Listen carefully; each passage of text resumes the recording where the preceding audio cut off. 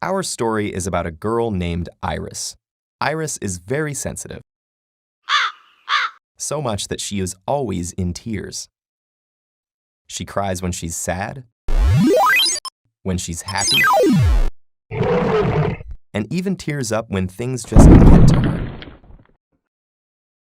She has special lacrimal glands to make new tears and special tubes called lacrimal puncta to drain old ones away. And she cries so much that she goes through 10 ounces of tears per day, 30 gallons a year. In fact, if you look closely, you'll see that she's crying a little bit all the time. The basal tears that Iris constantly produces form a thin coating of 3 layers that cover her and keep dirt and debris away. Right next to Iris is the mucus layer, which keeps the whole thing fastened to her.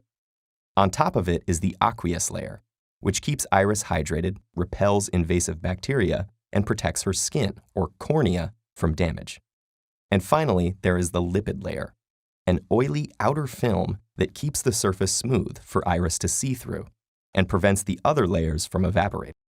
Normally, Iris goes about her day without really noticing the basal tears doing their thing. That's kind of their whole point.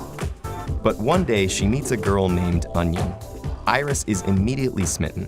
Onion looks gorgeous in her bright purple jacket, and she smells terrific. So Iris invites Onion to her house for dinner. But when she comes in and takes off her jacket, something terrible happens. You see, when Onion's jacket is removed, a chemical reaction happens, converting the sulfoxides that made her smell so great into sulfenic acid, which then becomes a nasty substance with a long name. Synpropanethiol S-oxide. The gas stings Iris, and suddenly she can't help it. She starts weeping uncontrollably. These reflex tears are different from the basal tears that Iris is used to. Because they're designed to wash away harmful substances or particles, they're released in much larger amounts. And their aqueous layer contains more antibodies to stop any microorganisms that may be trying to get in as well. Both Iris and Onion are devastated. They know they can't continue their relationship if Iris is going to hurt and cry every time Onion takes off her jacket, so they decide to break up.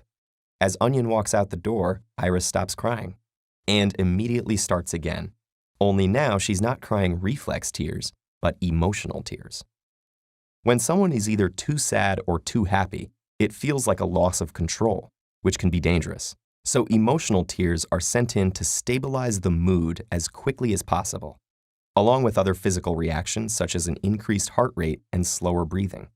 But scientists still aren't sure exactly how or why the tears themselves are helpful. They may be a social mechanism to elicit sympathy or show submission.